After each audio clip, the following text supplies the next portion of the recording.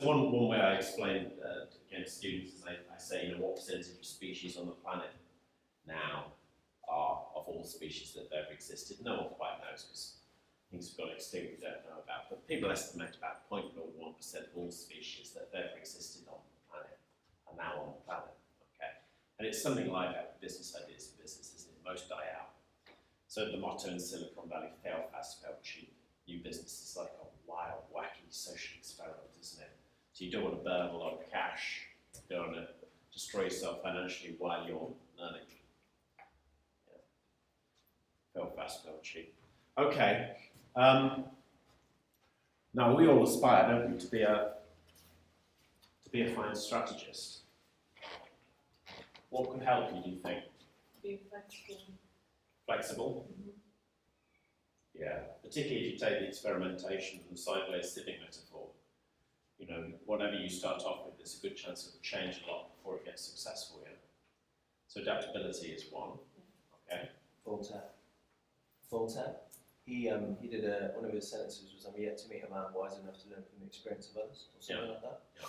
And actually, when I started wanting to do this, and I put it off every 2 years, I've only just done it now 6 years later, I just spent time reading and watching and trying to submerge myself with people that I thought were good strategists. Yes. It doesn't mean that I've learned the stuff, but by submersing myself in it, I'm more like to learn from them. Yes.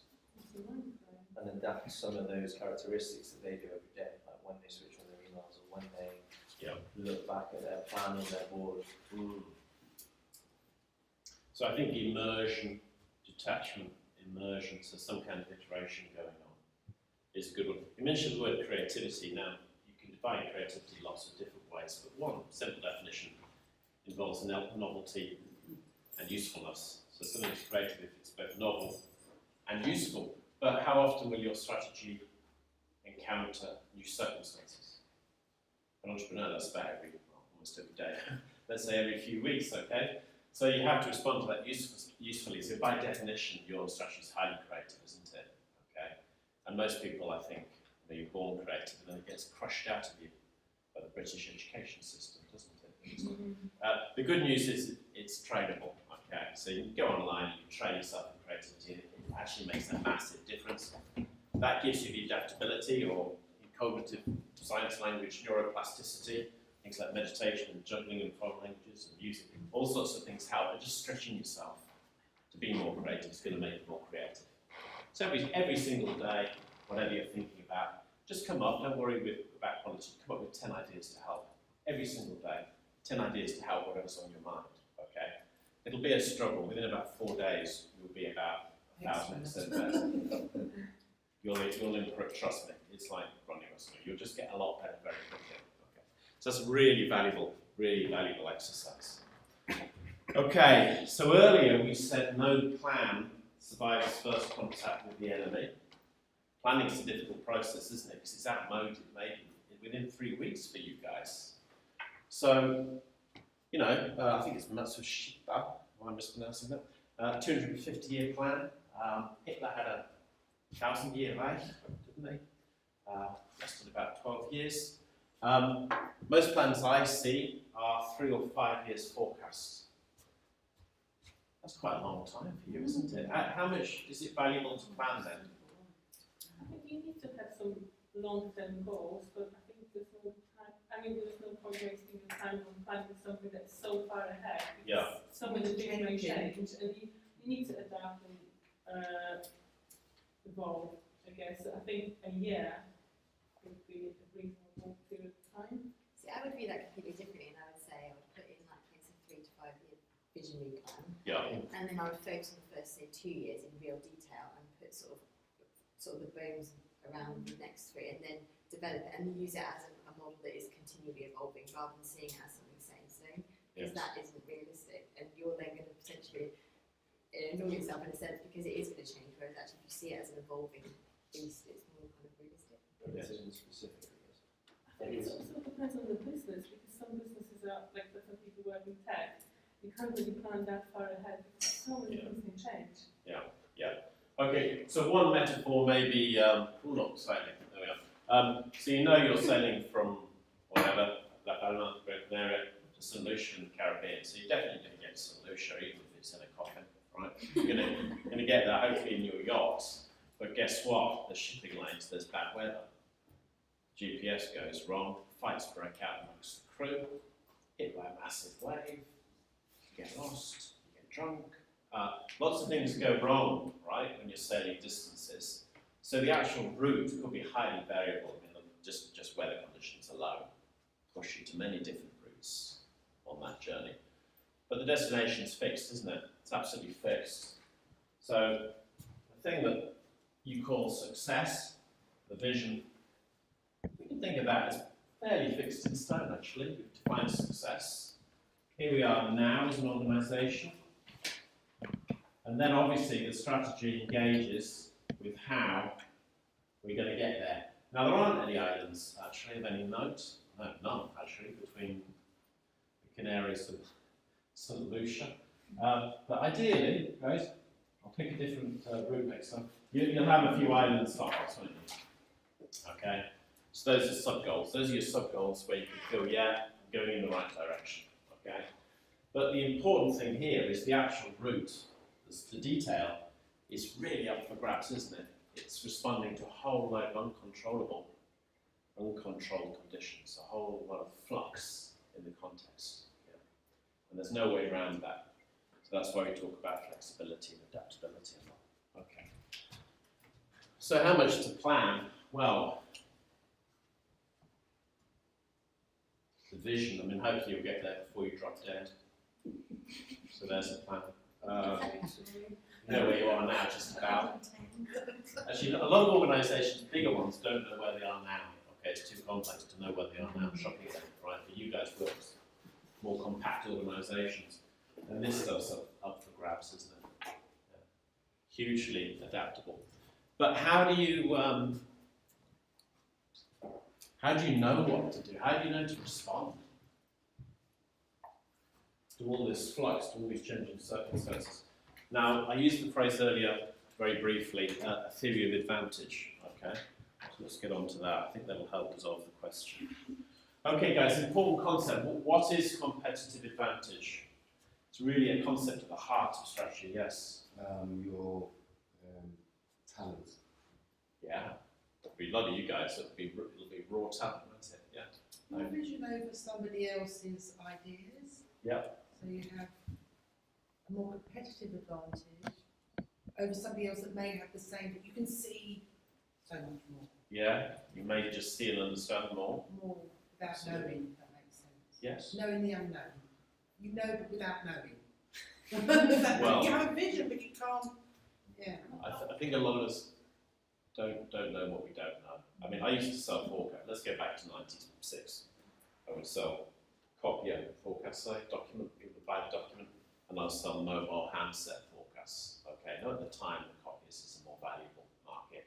A forecast out 5 years for, say, Western Europe. Okay, and people would buy the document. Okay, how good were my copier numbers? Really good, really good. They were within 5% volume and value over a few years cycle. How good were my mobile handset, mobile phone type forecast?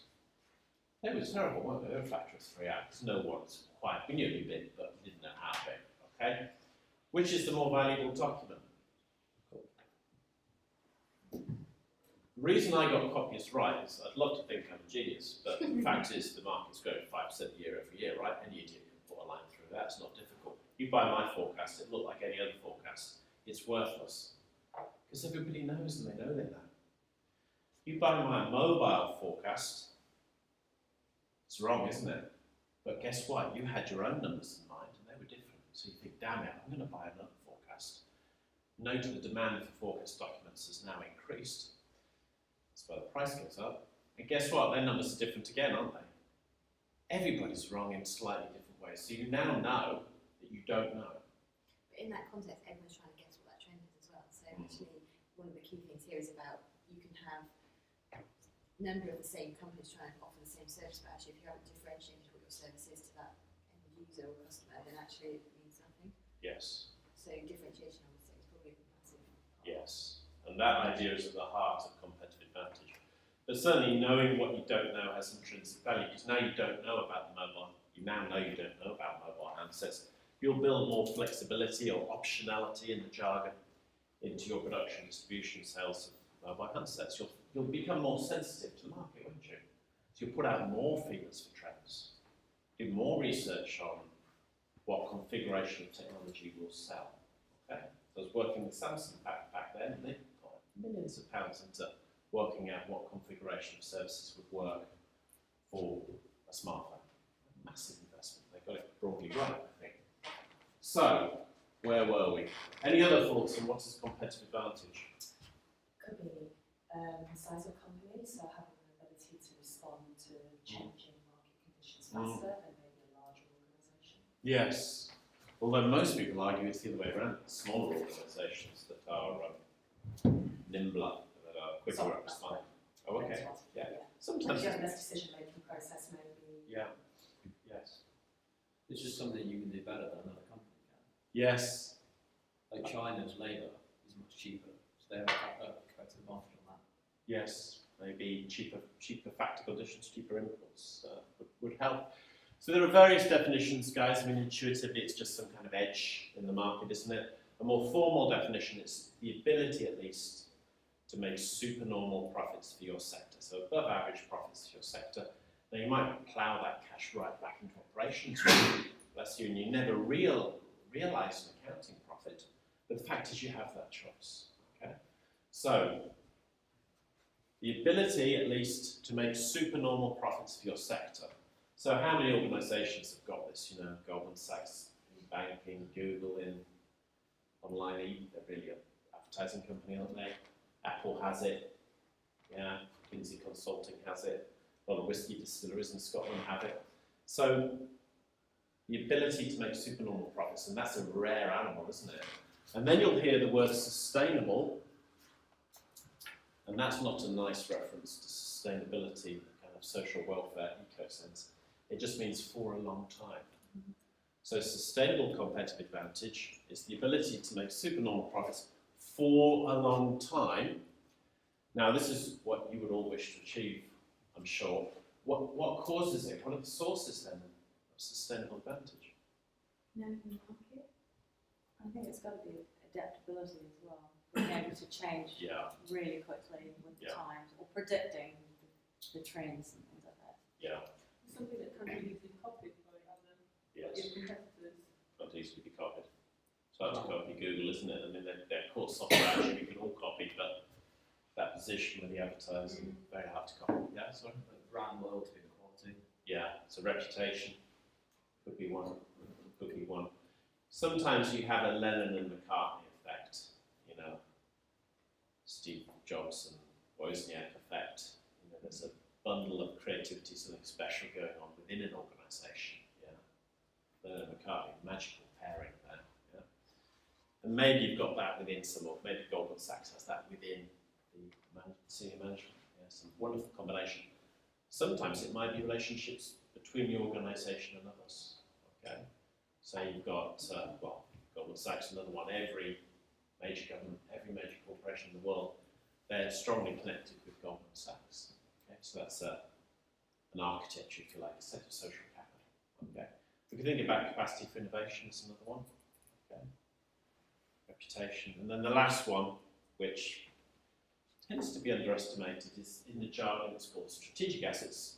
And this is the idea that you own something that gives you an unfair, you own or control an asset that gives you an unfair advantage. So it's unfair that where you live, the corner shop has the best location for a corner shop. It's unfair that De Beers has the best diamond mines in South Africa. Okay, it's unfair that British Airways have the best slots at Heathrow for decades. It's unfair that British Telecom has incumbency for UK telephony and other things. Okay, it's all unfair, isn't it? But some organisations inherit these advantages, and it's those kinds of things, the reputation, strategic assets, that can cause, you can think of as the cause of sustainable advantage. Okay. We have a model. Let's think about the next question first. Now, I said earlier that most organisations don't really have a strategy. They're not really thinking about strategy. So you can deduce from that that most organisations don't really recognise what makes them special, okay? Therefore, they're not protecting it, they're not nurturing, they're not using it. How could you recognise better what you're good at? How do you figure that out as an organisation? Ask someone else. Yeah, get external, some kind of external check. Yeah, so people do benchmarking, they get industry experts into comments sometimes, that's one thing. But at a more modest level, how could we do it? Customer feedback. Get some feedback, yeah. Yeah. If you know anyone who knows a lot of organisations like yours, they're going to have a broad view. Okay. Again, will they be honest with you? We hope so. There's a tendency to be polite, isn't there? But we want people to be brutal with us, actually. Are there any other ways we can figure out what we're distinctively good at? You can look at your customers and clients and Yeah. Referrals and recommendations. market information. Now, a lot of organisations don't do this. In fact, they'll do the opposite. There's a cognitive bias called confirmation bias. And this is the idea that we'll have a worldview, how we want the world to be, and we'll tend to block out any information that disconfirms that, and we'll welcome any information that reinforces our view. So I worked with a guy who was into sort of life coaching, mentoring type activities, and he produced this a few years ago. He produced a DVD, online, slightly interactive, but online stuff to help people with this activity. And he trialled it at, I think it was British Telecom. And he got loads of feedback, some positive, some negative, but 60% of users, which was about 100, said they'd consider buying it again, they'd consider purchasing